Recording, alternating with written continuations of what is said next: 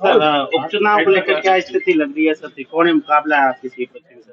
नहीं, मेरे वहाँ मुकाबला है ही नहीं। राष्ट्रीय लोकतांत्रिक पार्टी एक तरफा जीत रही है सर सीट, और कांग्रेस की वहाँ जमानत जब्त हो रही है, हाइट हो रही है, और मुकाबले में भारतीय जनता पार्टी है। और बाकी जगह भी ये जो उपचुनाव हो रहे हैं राजस्थान के अंदर, निश्चित रूप से दोनों पार्टियों ने आरएलपी और बीएपी के खिलाफ मिलकर चुनाव लड़ा, भाजपा और कांग्रेस ने, कि कोई क्षेत्रीय दल नहीं पनपे। यहाँ पे मिलाजुली का खेल है। जिस तरह राजस्थान को 70 साल लूटा, उसी तरह दोनों पार्टियां मिलकर लूटती रही। कांग्रेस भारतीय जनता पार्टी के कहने से ही कांग्रेस ने ज्यादातर टिकट दिए राजस्थान के अंदर। और मदन राठौड़ का बयान भी आपने देखा होगा, उसने कहा कि आरएलपी और बीएपी को हम समाप्त करेंगे। तो इसके मतलब आप समझते हो उनकी कांग्रेस से दुश्मनी नहीं है, उनकी दुश्मनी उन दलों से है जो राजस्थान को जगा रहे हैं। और पहली बार राजस्थान में आरएलपी बनी, उसके बाद भारतीय आदिवासी पार्टी बनी। ये दोनों पार्टियां बनी है 70 साल के अंदर। तो उनके पेट में दर्द है इस बात का। दोनों बड़ी पार्टियां मिलकर आरएलपी और बीएपी को खत्म करने के लिए राजस्थान में लगी।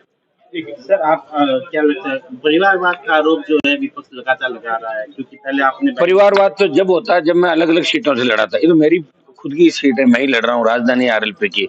अगर मैं चाहता था घर के बाहर लड़े, तो घर के बाहर जनता राजी नहीं थी। ये जनता का फैसला था, और जनता को पूछ के मैंने टिकट दिया। बंद कमरे में नहीं बांटा था। नागौर के अंदर जनता को पूछने के बाद जनता के बीच ही टिकट दिया, और इसीलिए घर से टिकट देना मुझे पड़ा, क्योंकि मुझे आरएलपी की राजधानी को बचाना था, और लोग इस बात के लिए तैयार नहीं थे।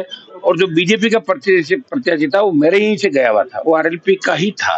वो उसका कोई पॉलिटिकल परिचय नहीं था। वो 2 बार सरपंच और 2 बार लगातार हारा हुआ सरपंच था, और उसको मैंने प्रधान बनाया।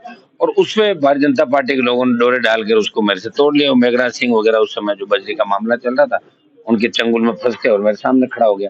वैसे मेरे विरोधी नागौर में बचे नहीं, जोधपुर नागौर में मेरे विरोधियों ने मेरे ही पैदा किए हुए लोगों को झंडा पकड़ लिया। अब आप बताओ, भारतीय जनता पार्टी का जो उम्मीदवार है उसका झंडा तमाम नागौर जोधपुर के वो नेता जो हनुमान बेनीवाल को चुनौती देते थे, वो तो उस आदमी का झंडा पकड़ के घूम रहे हैं जिसको तैयारी में नहीं किया। तो इसे आप अंदाज लगा सकते हो कि राजस्थान में आरएलपी का आने वाला समय कितना अच्छा, एक सुनहरा भविष्य के रूप में आप आरएलपी को देखो। जो लोग बयानबाजियां करते हैं, घूमते हैं, और मेरे यहाँ आपके जोधपुर के कई कांग्रेस के नेता रात को ढाणियों में बीजेपी के वोट मांग रहे थे। आप बताओ, सबकी एकड़ी इस बार निकल जाएगी वहां पे। सर एसआई भर्ती को रद्द कराने के लिए हमने शुरू से हमारा स्टैंड था कि सब इंस्पेक्टर का एग्जाम रद्द होना चाहिए। बहुत बड़ी स्तर पे इसमें नकल हुई है।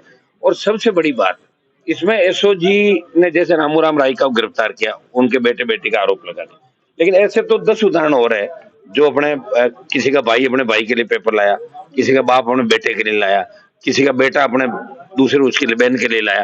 तो उन लोगों को भी गिरफ्तार करना चाहिए यार। खाली रामूराम राय का को तो आप अरेस्ट करोगे, उसने बेटे बेटी को पेपर दिया। तो जो पेपर लाने वाला आपने उसको तो पकड़ लिया, जो सब इंस्पेक्टर की ट्रेनिंग कर रहा है, लेकिन उसको पेपर ला के किसने दिया? कई लोगों को एसओजी ने ऑब्लाइज भी किया इस मामले का। वो हमारे पास सूची है सारी।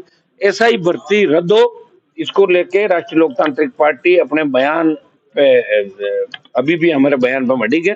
भारतीय जनता पार्टी ने चुनाव से पहले ये सारी बातें करी थी कि हम आरपीसी भंग करेंगे। इनको पता ही नहीं था, नौसिक के रूप में बातें करें साहब, ये हो गया वो हो गया, संवैधानिक दिक्कत है, फला दिक्कत है।